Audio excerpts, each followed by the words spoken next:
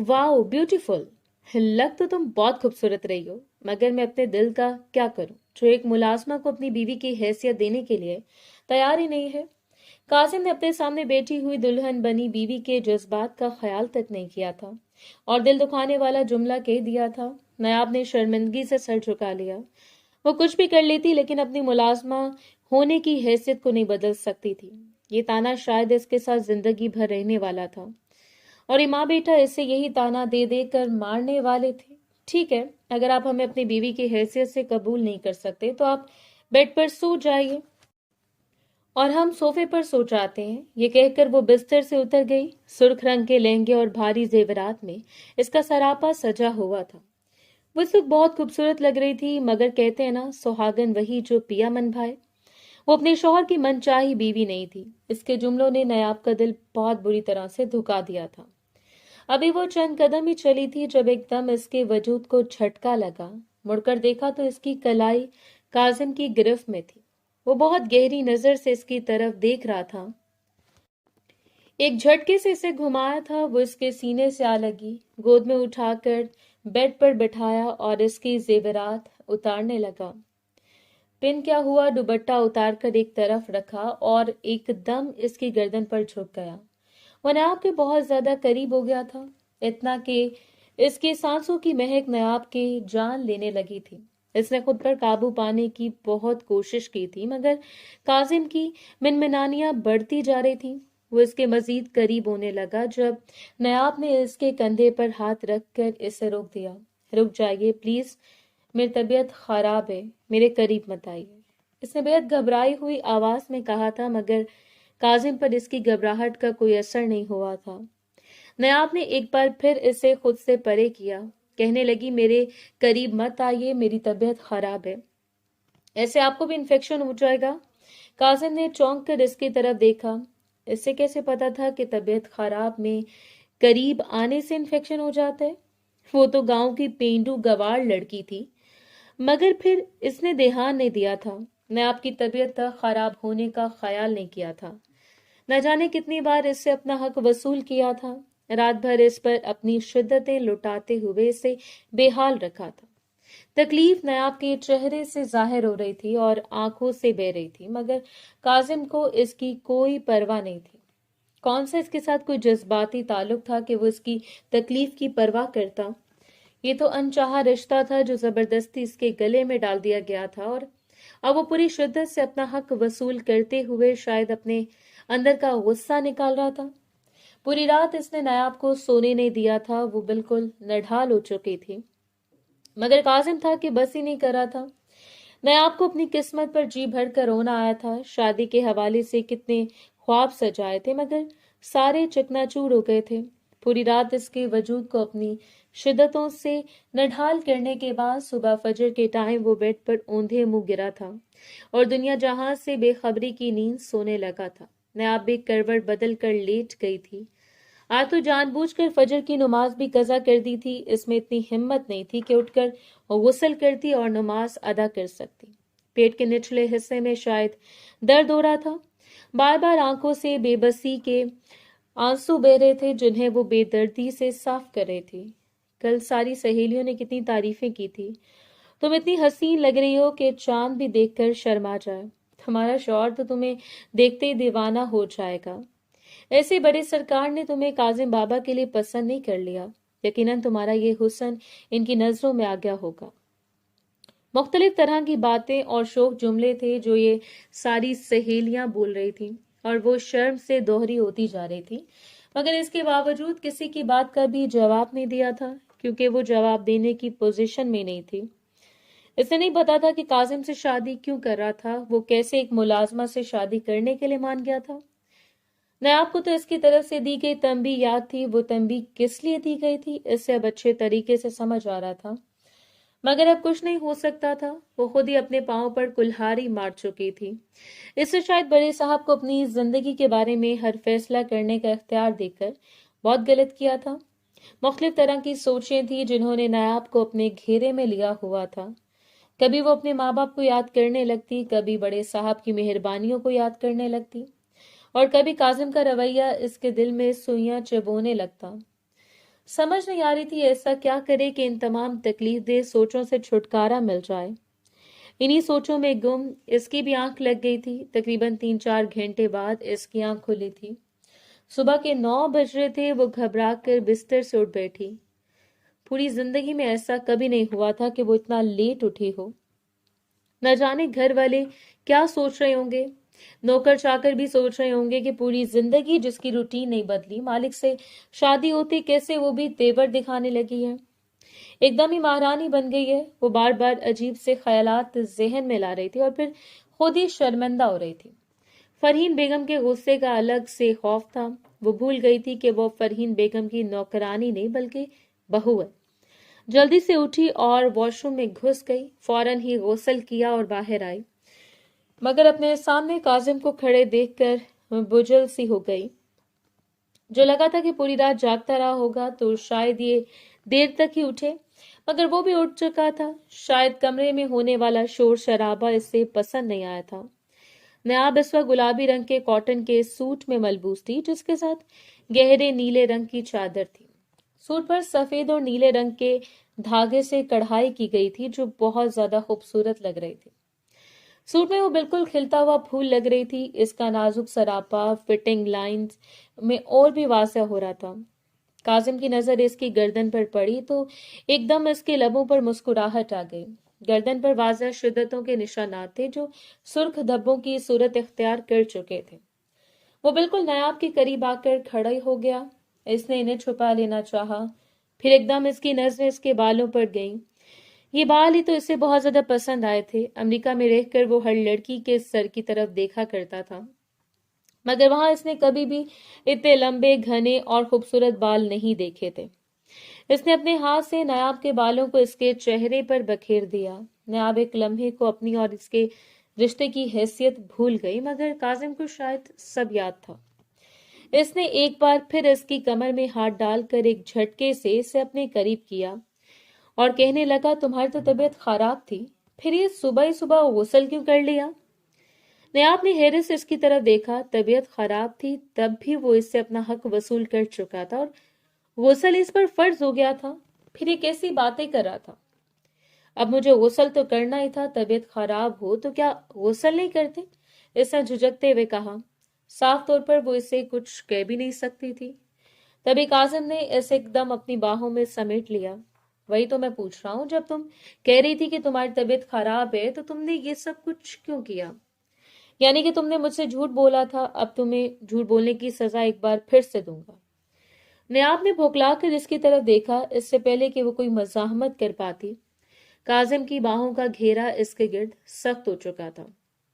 इसने एकदम इसे अपनी गोद में उठाया और बिस्तर की तरफ ले गया, जहां सुबह सुबह हम तुम्हारी शादी नयाब के साथ तय कर रहे हैं। याद रहे कि इस बारे में हम कोई भी एतराज सुनने के हक में नहीं है। बाबा जान ने कासिम को अपना फैसला सुनाया और रुख मोड़कर खड़े हो गए, जिसका साफ मतलब था कि वो कमरे से बाहर जा सकता है। जबकि कासिम ने हक्का बक्का होकर बाप की तरफ देखा, माना इसने गलती की थी, मगर इसकी गलती की इतनी बड़ी सजा तो इसे नहीं दी जा सकती थी कि जिंदगी भर के लिए एक मुलाजिम की बेटी, जो खुद भी मुलाजमा के साथ इसकी शादी कर दी जाए। ये तो इसकी नजर में सरासर जुल्म और ज्यादती थी। लेकिन वो ये बात अच्छी तरह जानता था कि बाबा जान को इनके फैसले से हटाना तकरीबन नामुमकिन था। इनका फैसला गोया पत्थर पर लकीर होती थी। वो फौरन कमरे से बाहर निकला और मामा के सर पर जाकर सवार हो गया और कहने लगा, माँ प्लीज मेरी मदद कीजिए। बाबा को इनके फैसले से बाज रखने का कोई तरीका बता दीजिए। इनके पास जाइए और इनसे बात कीजिए, कुछ भी कीजिए, लेकिन प्लीज मेरी मदद कीजिए। माँ ने हैरत से काजिम की तरफ देखा। इनकी जहनी सेहत खराब होने का गुमान हुआ था। कैसी बहकी बहकी बातें कर रहा है काजिम मेरा बच्चा, इधर आओ, यहाँ बैठ कर बताओ क्या बात है। तुम्हारी बातें तो मेरे सर के ऊपर से गुजर रही हैं। माँ ने इसे बाजों से पकड़कर कुर्सी पर बिठाया और ठंडे पानी का ग्लास इसके हाथ में पकड़ाया। कासिम ने एक ही सांस में पानी का ग्लास खाली कर दिया। गहरी सांस भरते हुए माँ की तरफ देखा और कहने लगा, आप तो जानती हैं ना माँ, मैंने क्या गलती की है और इसके लिए मैं बहुत ज्यादा शर्मिंदा भी हूँ। लेकिन अब इसका मतलब ये तो नहीं कि मेरी शादी एक मुलाजमा के साथ कर दी जाए। मुलाजमा के साथ का क्या मतलब है आपकी इस बात का? फरहीन बेगम को भी अच्छा खासा सदमा लगा। कैसी फजूल बातें करें आप, इन्होंने खासा बुरा मनाते हुए कहा तो कासिम ने आंखें फटफटाई और कहा, ये तो आप अपने शौहर नामदार से पूछे जो ये फजूल बातें कर रहे हैं। माँ को हैरान देखकर वो जान गया था कि इन्हें ये भी बात अभी पता चली थी, और जिस नागवारी का वो इजहार कर रहे थे इसका साफ मतलब था कि इन्हें ये फैसला हरगिज मंजूर नहीं था। मेरी शादी नयाब से करवाने की बात कर रहे हैं, वही नयाब जिसे बचपन में मैंने खूब जलील किया है, खूब सताया है, अब इसे सारी जिंदगी के लिए मेरे सर पर मुसल्लत कर देंगे ताकि वो मुझे सुनाती रहे, अपने बचपन की सारी बदले मुझसे गिन गिन कर लेती रहे। काजिम ने मासूम बनने की अदाकारी की हद कर दी थी।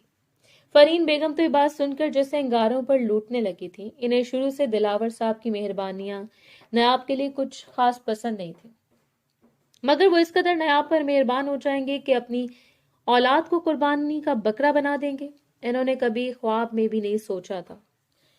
तुम फिक्र मत करो, तुम्हारे बाबा इतना बड़ा फैसला मेरी रजामंदी के बगैर हरगिज नहीं कर सकते। पता नहीं क्या समझ रखा है इन्होंने इस नयाब को, छटांग बड़की लड़की है लेकिन कैसे इतने मजबूत मर्द को अपने इशारों पर नचा रही है, जिनके फैसले को कोई नहीं बदल सकता, इनसे अपनी मर्जी के फैसले करवाती है। मैं भी देखती हूँ इस बार कैसे अपनी मनमानी करती है। अगर इसे नानी याद ना दिलवा दी तो मेरा नाम भी फरहीन बेगम। वो नयाब को जलील करने का अहद कर चुकी थी, और अब न जाने अपने अहद को पूरा करने के लिए नयाब के साथ क्या करने वाली थी। काजिम अपना काम कर चुका था, यकीनन अब मामा जान कुछ ना कुछ तो ऐसा जरूर करती जिसकी वजह से इसकी शादी नयाब से होने से बच जाती।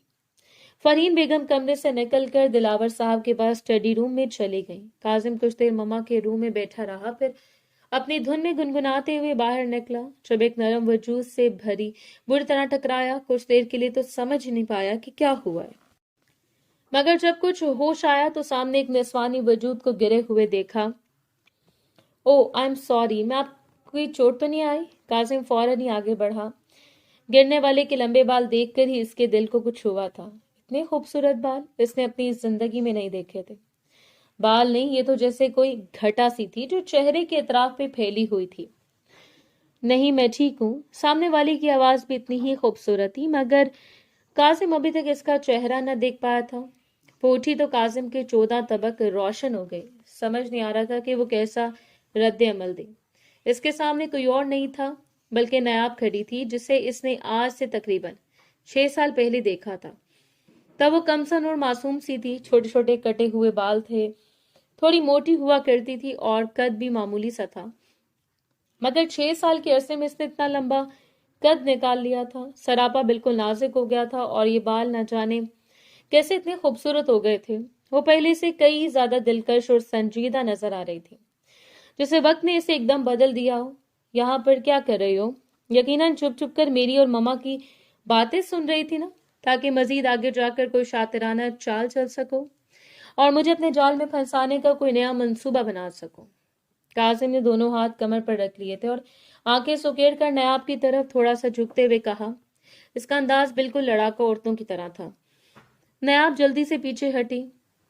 मैं ऐसा क्यों करूंगी? मैंने आपको अपने जाल में क्यों फंसाना है? आपको जाल में फंसाने से मुझे क्या मिल जाएगा? और आप कोई जानवर थोड़ी ना है जो जाल में फंस जाएंगे। बिलाखिर इसकी जुबान फिर फिसल गई थी। जो कुछ वो नहीं कहना चाहती थी वो इसकी जुबान से निकल गया था। इसके कहने की देर थी कि काजिम के चेहरे के तासुरात मजीद सख्त हो गए। इसने कदम आगे बढ़ाया तो नयाब ने घबराकर दीवार के साथ पीछे होकर खुद को संभालने की कोशिश की। धड़कन इतनी तेज थी कि इसे लग रहा था जैसे अभी सीना चीर कर बाहर आ जाएगी। वो समझ नहीं पा रही थी कि इसने क्या गलत कह दिया जिससे काजिम इतना भड़क उठा। काजिम ने इसकी तरफ देखकर एक तंजिया सी हंसी छोड़ी। तुम्हें लगता है तुम बहुत मासूम हो? तुमने सोचा होगा मैं तुम्हें पहचान नहीं पाऊंगा, मगर नयाब तुम्हारी शक्ल भी नहीं भूली और वो हरकतें भी नहीं जो तुम बचपन में करती थी। तुम तो इस वक्त भी ऐसी थी, जिद्दी, बेतकल्लुफ और बेसाख्ता बोलने वाली। नयाब ने नजरें झुका ली। इसकी आंखों में भी नमी तैरने लगी। बचपन की न जाने कितनी तल्ख बातें इसके जहन में घूम गई थी। वो कोई अच्छी यादें नहीं थी, बल्कि कदम कदम पर काजिम के हाथों की गई इसकी तजलील का किस्सा बिखरा हुआ था। इसने हल्की आवाज में कहा, मैंने कोई गलत नीयत से यहाँ कदम नहीं रखा, मैं बस टेरेस वाले पौधों को पानी देने आई थी। आप दोनों की बातें सुनने की मुझे कोई जरूरत नहीं। میں اپنی زندگی میں اتنی مصروف رہتی ہوں کہ دوسروں کے معاملات میں جھانکنے کا وقت ہی نہیں۔ کاظم اس کے قریب آ کر رک گیا، اتنا قریب کہ نایاب کو اس کی سانس تک محسوس ہونے لگی۔ اس نے جھک کر آہستہ آواز میں کہا، تم چاہے لاکھ کہہ لو، تمہیں فرق نہیں پڑتا، مگر تمہاری آنکھیں سب بتا رہے ہیں۔ تم وہ نایاب نہیں رہی جو 6 سال پہلے ہوا کرتی تھی۔ تم بدل گئی ہو، اور اس بدلاؤ میں کچھ ایسا ہے جو مجھے الجھا رہا ہے۔ یقیناً تم مجھے پھنسانے کی سازشیں کر رہی ہو، مگر جانتی ہو نا، مجھے تمہارے وجود میں دلچسپی نہیں ہے، اس لیے بابا جان جو بھی تمہارے بارے میں فیصلہ کر رہے ہیں فوراً ہی بابا جان کو کہہ دو۔ نایاب کا دل زور سے دھڑکا۔ اس نے اپنے دوپٹے کا پلو مضبوطی سے پکڑتے ہوئے ایک قدم پیچھے لیا۔ میں جیسے بھی ہوں، آپ کو اس سے کیا مسئلہ ہے؟ مجھے آپ کی الجھنوں کا حصہ بننے میں کوئی دلچسپی نہیں۔ بڑے سرکار میرے لیے جو بھی فیصلہ کریں گے سر آنکھوں پر ہوگا۔ ان سے محبت اور عقیدت کا ثبوت میں آپ کے سامنے پیش نہیں کر سکتی، نہ میں آپ کو اس بات کا یقین دلا سکتی ہوں کہ میں ان کی دل سے عزت کرتی ہوں اور انہیں اپنے والد کی جگہ مانتی ہوں۔ اگر میں آپ کو کسی قابل نہیں لگتی تو میرے معاملات میں دلچسپی نہ لے۔ کاظم نے اس کی طرف دیکھا اور ایک لمحے کو خاموش ہو گیا، پھر آہستہ سے بولا، مسئلہ یہی ہے کہ مجھے دلچسپی ہو رہی ہے، اور یہ بات مجھے خود سمجھ نہیں آ رہی بابا کیوں تمہاری ذات میں اتنا زیادہ انوالو ہو رہے ہیں۔ جو بھی ہے، بابا کو یقین دلا کر رہوں گا کہ تمہاری ذات اتنی اہم نہیں ہے کہ اس کے لیے اتنے بڑے فاصلے کیے جائیں۔ نایاب نے سہم کر اس کی طرف دیکھا، اس کے چہرے پر عجیب رنگ آیا اور وہ بغیر کچھ کہے تیزی سے وہاں سے چلی گئی۔ کاظم اسے جاتے ہوئے دیکھتا رہ گیا۔ یہ لڑکی بچپن میں بھی اسے کبھی سمجھ نہیں آئی تھی، اور اب تو سمجھ میں آنے کا سوال ہی پیدا نہیں ہوتا تھا۔ سر پر ہاتھ پھیرتے ہوئے وہ بھی اپنے کمرے میں چلا گیا۔ نیاب اپنے قدم گھسیٹتی ہوئی اپنے کمرے میں آئی۔ دل کی دھڑکن اب تک تیز تھی۔ وہ دروازہ بند کر کے اسی کے ساتھ لگ کر بیٹھ گئی۔ آنکھوں میں نمی تیرنے لگی تھی۔ اسے سمجھ نہیں آ رہی تھی کہ وہ ایسا کیا غلط کر دیتی ہے کہ ہر بار کاظم اس پر برس پڑتا ہے۔ بچپن سے لے کر آج تک اس کے حصے میں صرف الزام ہی آئے تھے۔ کبھی وہ اسے چھیڑتا تھا، کبھی بے عزت کرتا تھا، اور اب تو اس کی نظر میں وہ ایک چالاک قسم کی لڑکی بن چکی تھی جو سازشیں کرتی ہے۔ نیاب نے سانس بھری اور اپنے ہاتھوں کو مضبوطی سے جکڑ لیا۔ دل میں عجیب سا خوف تیزی سے پھیلنے لگا تھا۔ کاظم نے جو کہا وہ اسے مسلسل ستا رہا تھا۔ اس کے ساتھ کیا مسئلہ ہے؟ وہ کیوں کہہ رہا تھا کہ بڑے صاحب تمہاری ذات میں بہت زیادہ انوالو ہو رہے ہیں؟ آخر بڑے صاحب اس کے لیے کیے کا فیصلہ لے تھے جس پر کاظم اعتراض کر رہا تھا۔ اسے ڈر لگنے لگا کہ کہیں اس کی وجہ سے گھر میں کوئی بڑی غلط فہمی نہ پیدا ہو جائے۔ یہی گھر تو اس کا پناہ گاہ تھا، جو کچھ بھی تھا اس کی زندگی کا واحد سہارا یہی لوگ تھے۔ نیاب نے آہستہ سے کھڑکی کا پٹ کھولا۔ ٹھنڈی ہوا اندر آئی، مگر اس کے اندر کی گھٹن کم نہ ہوئی۔ وہ بیڈ کے کنارے بیٹھ گئی۔ سامنے دیوار پر لٹکی ماں باپ کی تصویر کو دیکھ کر دل تھوڑا اور بڑھایا۔ اس نے آہستگی سے ہاتھ بڑھا کر فریم کو چھوا۔ اسے یاد آیا کہ اس کے والد نے کہا تھا کہ بڑے صاحب تمہارے سر پر ہاتھ رکھیں گے تو تم کبھی اکیلی نہیں رہو گی، مگر آج اسے لگ رہا تھا کہ اس کا وجود جیسے بوجھ بن چکا ہے۔ لوگ نہ جانے کیا سوچ رہے ہوں گے، خاص طور پر فرحین بیگم۔ ان کی نظروں میں ہمیشہ کے لیے بدگمانی رہی تھی، جیسے وہ صرف مسئلے پیدا کرنے کے لیے بنی ہو۔ اس نے سر جھکا کر اپنے آنسوں کو روکنے کی کوشش کی، مگر آنسو ضد پر اتر آئے تھے۔ کئی لمحے وہ اسی طرح بیٹھی رہیں۔ سوچوں کا ایک ہجوم اس کے دماغ کو چبھنے لگا تھا۔ وہ اٹھ کر الماری کی طرف گئی۔ کپڑوں کے ہینگرز کو ترتیب دیتے ہوئے بھی اس کا دماغ بس ایک ہی بات سوچ رہا تھا کہ آخر بڑے صاحب کون سا فیصلہ لینے جا رہے ہیں۔ اس سے ایسے کیوں لگ رہا تھا کہ وہ فیصلہ اس کی زندگی بدل کر رکھ دے گا۔ اچانک اس کا دل ڈوبا، کہیں بڑے صاحب اسے اس گھر سے جانے کا نہ کہہ دیں۔ یہ سوچتے اس کے ہاتھ کام گئے۔ وہ بامشکل کرسی پر بیٹھ سکی۔ یہ گھر ہی سب کچھ تھا، یہی کمرہ تھا جہاں اس نے بچپن گزارا تھا، یہی صحن تھا جہاں وہ ماں کے ساتھ بیٹھ کر ہنستی تھی۔ اگر اسے یہاں سے جانا پڑا تو وہ کہاں جائے گی؟ یہ سوال اس کے دل میں ہتھوڑی کی طرح لگا۔ اس لمحے دروازے پر ہلکی سی دستک ہوئی۔ نیاب چونک کر کھڑی ہوئی، دوپٹہ درست کیا اور دروازہ کھولا۔ سامنے نوکر کھڑا تھا۔ اس نے کہا، بڑے صاحب بلا رہے ہیں۔ نیاب کی ٹانگوں میں جیسے جان ہی نہ رہی۔ دل کی دھڑکن اور تیز ہوگی۔ وہ آہستہ قدموں سے اسٹڈی روم کی طرف بڑھی۔ ہر قدم اسے لگ رہا تھا جیسے فرش اس کے پاؤں کے نیچے سے کھسک رہا ہو۔ اس نے دروازے پر ہلکی سی دستک دی اور اندر داخل ہوئی۔ اندر آتے اس کی نظریں فرحین بیگم پر پڑھی. ان کی نظروں میں وہی پرانی چبھن تھی، وہی حقارت، وہی سرد مہری. نیاب نے نظریں جھکا لی. چند قدم آگے بڑھ کر وہ بڑے صاحب کے سامنے کھڑی ہو گئی. بڑی کرسی پر بیٹھے دلاور صاحب نے اینک اتاری. ان کی آنکھوں میں شفقت تھی، مگر اس شفقت کے ساتھ کچھ سختی بھی تھی. نیاب کے ہاتھ خود بخود آپس میں جڑ گئے. دلاور صاحب نے گہری سانس لی اور آہستہ سے بولے، نیاب بیٹا، تم فوراً اپنا سامان پیک کرو اور ہاسٹل کے لیے روانہ ہو جاؤ. تمہاری خواہش کے مطابق تمہارا داخلہ اس شہر کی سب سے بڑی یونیورسٹی میں ہو گیا ہے. مجھے کچھ کرنا بھی نہیں پڑا، تمہیں پہلے سے ہی اسکالرشپ ملی ہوئی تھی. ہر یونیورسٹی تمہیں داخلہ دینے کو اپنے لیے فخر سمجھتی ہے. نیاب نے سر اٹھا کر ان کی طرف دیکھا. پل بھر کے لیے اس سے یقین نہ آیا. اس نے اپنی آواز ضبط کرتے ہوئے آہستہ سے سانس لی. وہ تو اس بات کی منتظر تھی کہ بڑے صاحب کوئی بری خبر سنائے، مگر یہ تو اس کی زندگی کی سب سے بڑی خواہش تھی جو پوری ہونے جا رہی تھی. اس نے آہستگی سے کہا، جی بڑے صاحب، اور نظریں جھکاتے ہوئے وہاں سے پلٹ آئی تھی. نیاب جیسے ہی اپنے کمرے میں آئی تھی تو اس کی خوشی کا کوئی ٹھکانہ نہیں رہا تھا. اس کے پاؤں زمین پر نہیں لگ رہے تھے. وہ خود کو ہواؤں میں اڑتا ہوا محسوس کر رہی تھی.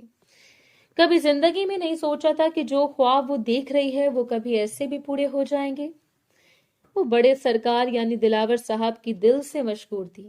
انہوں نے ہمیشہ اس کا ساتھ دیا تھا، ہر مشکل وقت میں اسے سہارا دیا تھا. بچپن سے وہ ان کی لاڈلی تھی. وہ اپنی بیٹی کی کمی نیاب سے پوری کرتے تھے. نیاب ایک ڈرائیور کی بیٹی تھی، مگر اسے کبھی ایسا محسوس نہیں ہونے دیا گیا تھا. دلاور صاحب کی نظر میں وہ وقار کی نہیں بلکہ ان کی اپنی بچی تھی. اس کو ہمیشہ بہترین چیزیں ملتی تھیں اور سب اس سے پیار اور احترام سے پیش آتے تھے. وقار دلاور صاحب کا بےحد وفادار آدمی تھا. اس نے زندگی کے ہر موڑ پر اپنی وفاداری ثابت کی تھی. کئی بار ایسا ہوا تھا کہ دلاور صاحب پر دشمنوں نے حملے کیے تھے، تب بھی وقار ہی تھا جو ان کے آگے ڈھال بن کر کھڑا ہوا تھا. دلاور صاحب پر چلنے والی کئی گولیاں وقار نے اپنے سینے پر لی تھی. وہ جان ہتھیلی پر رکھ کر دلاور صاحب کے ساتھ کھڑا رہتا تھا. دلاور صاحب کبھی کبھی حیران ہو کر سوچتے تھے کہ آخر وقار اپنے فرائض سے بڑھ کر بھی کیوں ان کے لیے جان دینے کو تیار رہتا ہے. مگر وقار کا جواب ہمیشہ ایک ہی ہوتا تھا کہ وہ ان کا نمک کھاتا ہے اور نمک حلالی ہی اس کی پہچان ہے. دشمنوں کی طرف سے کافی عرصے تک خطرات بڑھتے جا رہے تھے، مگر شاید وقت کے ساتھ دلاور صاحب تھوڑے لاپرواہ ہو گئے تھے. انہیں لگا تھا کہ اب حالات سنبھل چکے ہیں اور دشمن دوبارہ وار کرنے کی ہمت نہیں کریں گے. یہ ان کی سب سے بڑی غلط فہمی تھی. ایک دن وہ معمول کے مطابق گھر سے نکلے تھے. سیکیورٹی گارڈز ان کے لیے ایک فیک گاڑی کے ساتھ لے کر نکلے جو راستے میں پیچھے رہ گئی تھی. اصل گاڑی میں دلاور صاحب اور وقار موجود تھے. دشمنوں نے اس لاپرواہی کا فائدہ اٹھایا اور ان کی گاڑی کو گھیرے میں لے کر فائرنگ کر دی. ہر طرف گولیاں برسنے لگیں، دھواں پھیلنے لگا، مگر ہمیشہ کی طرح اس بار بھی وقار ہی آگے بڑھا تھا. وقار نے اپنے سینے کو ڈھال بنا کر دلاور صاحب کو بچایا تھا. دشمنوں کی چلائی ہوئی ہر گولی اس کے جسم میں پیوست ہو رہی تھی. اس کے قدم لڑکھڑا رہے تھے، مگر وہ دلاور صاحب کے سامنے سے ہٹنے کو تیار نہیں تھا. اس نے اپنی آخری سانس تک ان کی حفاظت کی. اتنے میں سیکیورٹی گارڈ موقع پر پہنچ گئے اور انہوں نے دشمنوں کا مقابلہ کر کے دلاور صاحب کو وہاں سے نکال لیا. دشمن مارے گئے، مگر دلاور صاحب کا ایک ایسا نقصان ہو چکا تھا جس کی تلافی کبھی نہیں ہو سکتی تھی. وقار زمین پر گرا ہوا تھا. اس کا جسم لہو سے بھیگا ہوا تھا. اس سے مشکل سے اپنی آنکھیں کھولی. دلاور صاحب اس کے قریب گھٹنوں کے بل بیٹھے تھے. وقار نے مرتے ہوئے ہاتھ جوڑ کر صرف ایک درخواست کی تھی کہ میری بیٹی کا خیال رکھنا اور اس سے کبھی تکلیف نہ پہنچنے دینا، اور یہ الفاظ کہہ کر وہ ہمیشہ کے لیے خاموش ہو گیا تھا. دلاور صاحب پر جیسے قیامت ٹوٹ پڑی تھی. وقار ان کے سامنے دم توڑ چکا تھا. وہ شخص جو ہمیشہ ان کے آگے سیسا پلائی دیوار بن کر کھڑا رہا تھا، آج اس کی آنکھوں کے سامنے زندگی کی بازی ہار گیا. دلاور صاحب ضبط نہ کر سکے. وہ پھوٹ پھوٹ کر رو پڑے تھے. ان کی چیخیں سن کر سیکیورٹی گارڈ بھی لرز اٹھے تھے. وہ وقار کی میت کے ساتھ گھر آئے تھے. پورے علاقے میں کہرام مچ گیا تھا. وقار کے جنازے میں بے شمار لوگ آئے تھے. ہر کوئی اس کی وفاداری اور بہادری کی مثالیں دے رہا تھا. اسے سپرد خاک کر کے دلاور صاحب گھر لوٹے تو ان کی نظر ایک کونے پر بیٹھی نیاب پر پڑی. وہ زمین پر سمٹی ہوئی بیٹھی تھی. اس کا چہرہ بالکل سفید تھا. آنکھوں کے اندر خوف اور ویرانی بسی ہوئی تھی، جیسے وہ جان چکی تھی کہ اس کا سب کچھ ختم ہو چکا ہے. दिलावर साहब का दिल धक से रह गया। वो फौरन इसके पास गए और इसके सर पर हाथ रखा। नयाब ने इनका हाथ थाम लिया। इसकी आंखों से आंसू खामोशी से बह रहे थे। वो लड़ती हुई आवाज में बोली थी कि बड़े सरकार, मेरे अब्बा कहाँ हैं? इन्हें कहाँ छोड़ के आए आप? वो तो हमेशा के लिए आपके साथ होते ना, आप अकेले कैसे आ गए? इसकी आवाज में ऐसा दर्द था कि दिलावर साहब के जब्त के बंधन टूट गए। वो नयाब को गले लगाकर फूट फूट कर रोने लगे। उनके रोने की शिद्दत से हवेली के दरो दीवार तक गूंज उठे थे। सब खादिम परेशान होकर इधर उधर खड़े थे। कभी किसी ने नहीं देखा था कि दिलावर साहब यूं टूट कर बिखर जाएंगे। इन्होंने नयाब को जमीन से उठाया और अंदर ले आए। सबके सामने ऐलान किया कि नयाब आज से इनकी बेटी है। पहले भी वो इसे अपने बच्चों से कम प्यार नहीं करते थे, मगर आज के बाद नयाब इनके लिए दुनिया बन गए थे। इन्होंने इस पर वो सहारा देने का वादा किया जो एक मजबूर बच्ची को चाहिए होता है। नयाब ने भी दिलावर साहब की शफकत और मोहब्बत से कुछ ही अरसे में खुद को संभाल लिया था। इसके दिल में अपने बाप का गम हमेशा रहता, मगर इसे ये तसल्ली भी थी कि वो इस दुनिया में अकेली नहीं है। इसे एक ऐसा सहारा मिला है जो उसके साए की तरह इसके साथ है। अगर बड़े सरकार का इसका हाथ ना थामते तो शायद टूट कर बिखर जाती, मगर अब वो दोबारा जीना सीख रही थी, क्योंकि वो जानती थी कि दिलावर साहब इसका सब कुछ है। इसके बाद दिलावर साहब ने अपना कहा सच कर दिखाया। इन्होंने बाकी नयाब को अपनी बेटी से बढ़कर चाहा था। वो हवेली में अब भी वैसे काम करती थी जैसे अपने बाप की जिंदगी में किया करती थी, मगर एक चीज तब्दील हुई थी कि इसका कॉलेज में दाखिला हो गया था। बड़े साहब खुद इसे दूसरे कॉलेज में दाखिला दिलवाने के लिए लेकर गए थे और फिर अब इसका शहर की सबसे बड़ी यूनिवर्सिटी में दाखिला हो चुका था, जो इसके लिए सिर्फ ख्वाब था। अपने इस ख्वाब का जिक्र वो बड़े साहब के सामने अपनी जुबान पर लाने की जुर्रत नहीं कर सकी थी। ये सोचती थी कि दिलावर सोचेंगे कि नौकर की बेटी को जरा सी अहमियत दी है तो वो भी सर पर सवार होती जा रही है, मगर दिलावर साहब ने खुद ही इसके दिल की बात समझ ली थी और अब वो यूनिवर्सिटी जा रही थी। इस बात से अनजान के पीछे इसकी जिंदगी का फैसला किया जा रहा था जो आगे जाकर इसकी जिंदगी को बिल्कुल तब्दील कर देने वाला था। काजिम अपनी जगह पर बिलबिलाता हुआ फिर रहा था। फरहीन बेगम ने दिलावर साहब से बात करने की कोशिश की थी, मगर इन्होंने फरहीन बेगम की बात सुनने से साफ इनकार कर दिया। इनका कहना था कि वो इस मामले में किसी की नहीं सुनेंगे, जो फैसला कर चुके हैं इस पर हर सूरत अमल करेंगे। असल बात यह थी कि जब काजिम अमेरिका से वापस आया था तो पाकिस्तान में बहुत सी चीजों से नावाकिफ था। 6 साल बाहर रहने की वजह से यहाँ की रवायात, जिम्मेदारियां और खानदान की हुर्मत का एहसास भी धुंधला चुका था। इसके पुराने दोस्त भी खासे बदल चुके थे। इनमें से चंद दोस्त इसे खुशामदीद कहने के बहाने ऐसे क्लब में ले गए थे जहां शरीफ आदमी कदम रखने का तसव्वुर भी नहीं कर सकता। वहां शराब और शबाब दोनों मौजूद थे। काजिम ने जिंदगी में पहले कभी शराब का जायका नहीं चखा था। इसके दोस्तों ने खुद भी नशा किया और धोखे से काजिम को भी पिला दिया।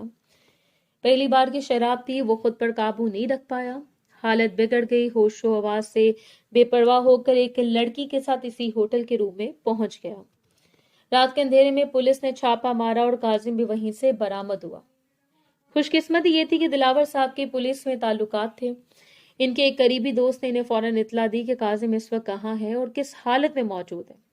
दिलावर साहब रात के 1 बजे हवेली से निकले थे। वो कासिम को जेल से छुड़वाकर सख्त गुस्से के साथ घर लाए थे। घर पहुंचते इन्होंने इसे सख्त सरजनिश की थी। इसके सारे बैंक अकाउंट सील कर दिए। इससे बात करना भी बंद कर दिया था। इन दिनों कासिम ने हर तरह से इनका यकीन वापस हासिल करने की कोशिश की थी। हर गलती की माफी मांगी थी। हर बात पर सर झुका कर चलता था, मगर दिलावर साहब के दिल पर लगने वाली चोट इतनी गहरी थी कि वो इसकी कोई बात सुनने पर तैयार नहीं थे। फिर एक दिन इन्होंने काजी के सामने शर्त रख दी कि अगर वो नयाब से शादी करे तो वो इसे माफ कर देंगे, वरना वो कभी इससे कोई रिश्ता नहीं रखेंगे। ये फैसला सुन के काजिम के कदमों तले जमीन निकल गई थी। नयाब इस फैसले से बिल्कुल अनजान थी। दिलावर साहब ने जानबूझकर इसे कुछ नहीं बताया था। इस सुबह भी इन्होंने इसे यूनिवर्सिटी जाने के लिए जल्दी तैयार होने का कहा था। वो घर में होने वाली इस जंग से दूर रहे। वो नहीं चाहते थे कि नयाब इस सख्त माहौल और बहसो तकरार का हिस्सा बने। काजिम के दिल में नयाब के लिए एक नरम गोशा मौजूद था। नयाब के वालिद ने कभी दिलावर साहब की जान बचाने के लिए अपनी जान कुर्बान की थी। इसी एहसान की बोझ ने हमेशा नयाब को खानदान में एक अलग मुकाम दिया। बचपन में जो नयाब इससे बिल्कुल अच्छी नहीं लगती थी, अब वो इससे बुरी लगना बंद हो चुकी थी, मगर कासिम के जहन में ये बात फंसी रहती थी कि वो आखिरकार एक मुलाजमा ही थी। दिलावर साहब के फैसले ने इसके अंदर जैसे आग लगा दी थी, सीने पर सांप लूट रहे थे। मगर दिलावर साहब अपनी इज्जत के पक्के थे। इन्होंने इसे साफ कह दिया था कि चाहे वो माने या ना माने, वो इसे नायाब के साथ शादी करवा कर ही दम लेंगे। वो यही एक रास्ता देख रहे थे जिससे दोनों खानदानों का मान भी बचे और काजिम की जिंदगी भी किसी सही सिमत में जा सके। बिलाखिर इसने दिलावर साहब की इज्जत के सामने हथियार डाल दिए थे और नयाब से शादी के लिए तैयार हो गया था। नयाब गुज़िश्ता 2 माह से यूनिवर्सिटी में अपनी पढ़ाई में पूरी तरह मगन थी। इसने हमेशा दिल लगाकर मेहनत की थी। इसके लिए इल्म हासिल करना सिर्फ शौक नहीं बल्कि अपने बाप की आखिरी ख्वाहिश को पूरा करना भी था। वो रोजाना सुबह वक्त पर क्लासेस में जाती थी। लेक्चर के दौरान न किसी से बात करती और ना इधर उधर देखती। इसका ध्यान सिर्फ किताबों और नोट्स पर होता था। इन 2 माह में इसने अपने आप को सिर्फ पढ़ाई तक महदूद कर लिया था। ना गैर जरूरी बातें करती, ना किसी बहस का हिस्सा बनती। लड़कियां इससे बात करने की कोशिश करती, मगर वो मुख्तसर जवाब देकर फिर अपनी किताब में गुम हो जाती। इस दिन वो दोपहर की क्लास से निकल रही थी। धूप हल्की हल्की थी और सर्दी की हवा इसके दुपट्टे को बार बार उड़ा रही थी। इसने हाथ से दुपट्टा दुरुस्त किया और बाहर जाने लगी। इस वक्त इसे यूनिवर्सिटी के बाहर हवेली की गाड़ी खड़ी देखी। ड्राइवर बाहर खड़ा इसका इंतजार कर रहा था। नयाब इस मंजर को देखकर हैरान रह गई। इसे समझ नहीं आ रही थी कि अचानक हवेली से गाड़ी क्यों आई है। दिल में अजीब सी बेचैनी ने घर करना शुरू कर दिया। ड्राइवर ने इसे आता देखा तो अदब से सलाम किया और दरवाजा खोलकर खड़े हो गया। नयाब के दिल में वसवसे उठने लगे थे। कहीं हवेली में कोई परेशानी तो नहीं आ गई, कहीं दिलावर साहब की तबीयत तो ठीक है।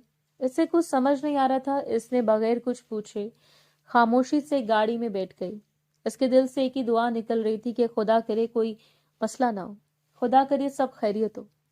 गाड़ी पूरे रास्ते खामोशी से चलती रही। ना ड्राइवर ने कुछ कहा और ना नयाब ने। वो खिड़की से बाहर देखती रही और दिल में पड़ती हुई घबराहट को काबू करने की कोशिश करती रही।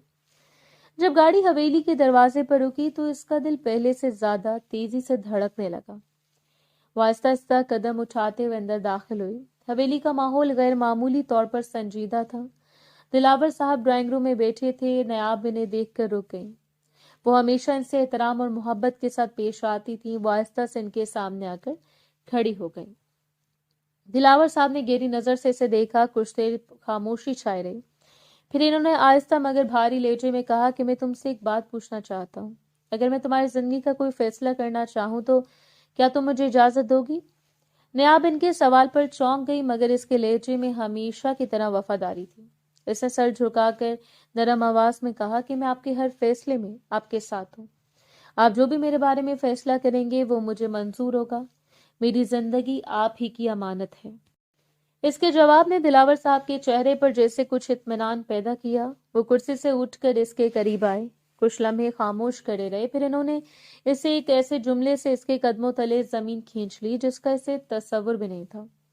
इन्होंने कहा कि मैंने तुम्हारी शादी का फैसला कर लिया है और तुम्हारी शादी काजिम के साथ होगी। नयाब का चेहरा एकदम सफेद पड़ गया।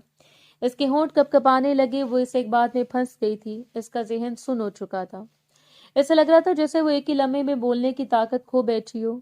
वो ना हाँ कह सकी न इनकार। इसके सामने वही अल्फाज गूंज रहे थे कि अब जो भी फैसला करेंगे मुझे मंजूर होगा। इसकी खामोशी ही इसकी हाँ समझ ली गई।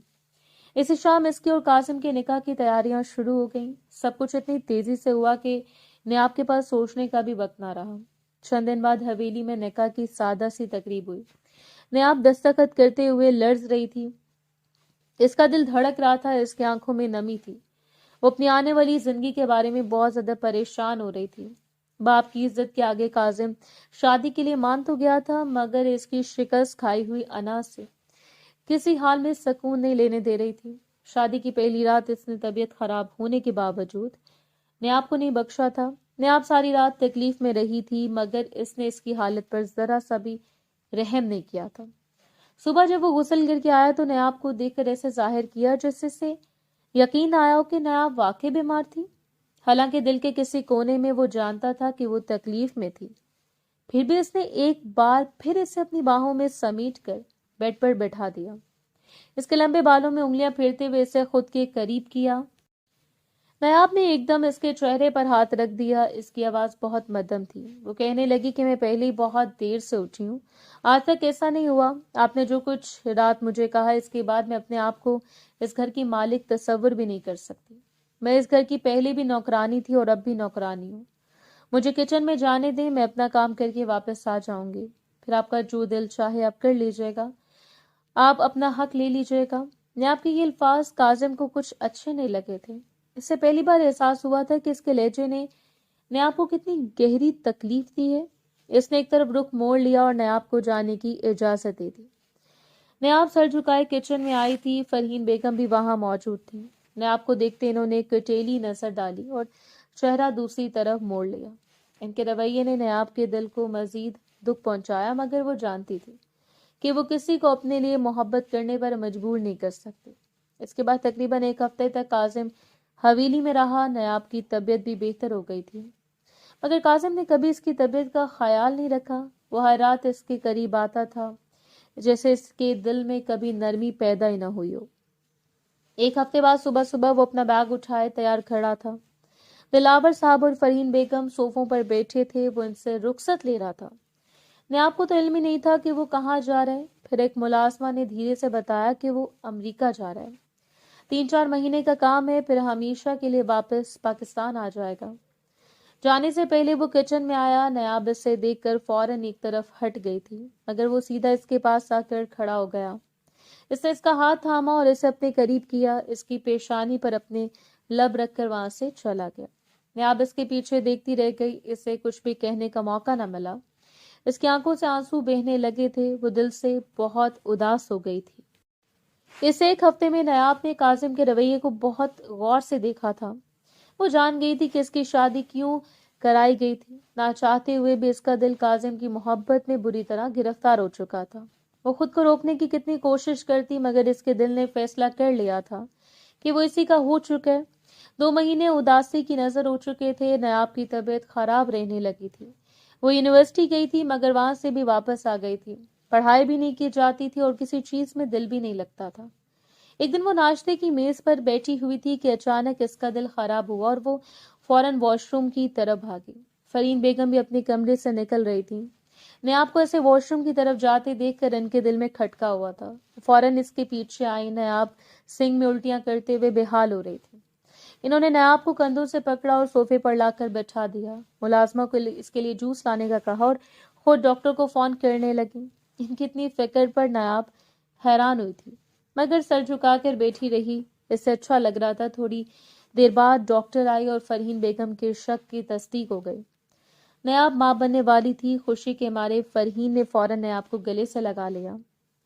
इसका माथा चूमकर कहने लगी, तुमसे जो भी गिले शिकवे थे सब जाते रहे। मैंने सोचा था ये खुशखबरी मिलने में कितनी देर हो गई। हमारे खानदान में हमेशा औरत औलाद के लिए तरसती है, तब जाकर इससे औलाद मिलती है। अल्लाह ने तुम पर करम जल्दी कर दिया। फरीन की बात सुनकर नयाब की आंखों से आंसू बहने लगे और कहने लगी, थैंक यू मालकन, आपने मेरा इतना ख्याल रखा, इसलिए आपका बहुत बहुत शुक्रिया। ये फरीन बेगम ने इसका माथा चूमा और कहने लगी, मालकन नहीं, अब से मैं तुम्हारी माँ हूँ, तुम मुझे माँ ही बुलाओगी। थोड़ी देर बाद वो अपने कमरे में मौजूद थी और इन्होंने काजिम को फोन कर दिया और फौरन पाकिस्तान आने के लिए कहा था। काजिम इस हंगामी सूरत हाल पर पहले तो परेशान हुआ था, लेकिन पहली फुर्सत में पाकिस्तान आ गया था। मगर यहाँ आकर जो खबर मिली थी वो इसे हवा में उड़ाने के लिए काफी थी। नयाब इस वक्त अपने कमरे में थी। काजिम की आमद का इसको इल्म नहीं था।